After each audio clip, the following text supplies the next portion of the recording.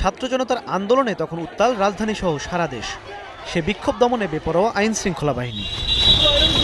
তেমনই এক সময় ১৯ জুলাই আন্দোলনে নিহতদের স্মরণে সিলেটে ছিল গায়েবানা জানাজার কর্মসূচি। সে সংবাদ সংগ্রহ করতে গিয়েই মধুবন পয়েন্টে পুলিশের গুলিতে নিহত হন নয়াদিগন্তের সাংবাদিক আবু তাহের মোহাম্মদ তোরাব।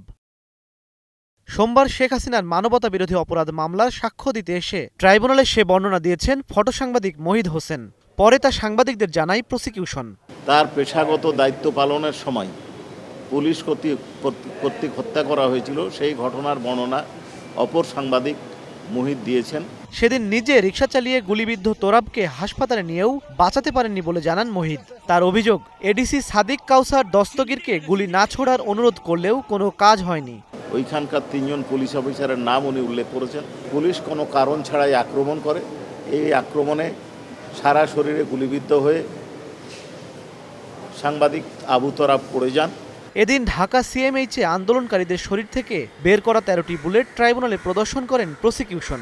এছাড়া অর্থোপেডিক হাসপাতালের ১৯টি ও কুর্মিটোলা হাসপাতাল থেকে পাওয়া ২টি বুলেট জমা দেয় প্রসিকিউশন। এই মামলার ৮১ সাক্ষীর ৩৫ জনের সাক্ষ্য গ্রহণ ও জেরা শেষ হয়েছে।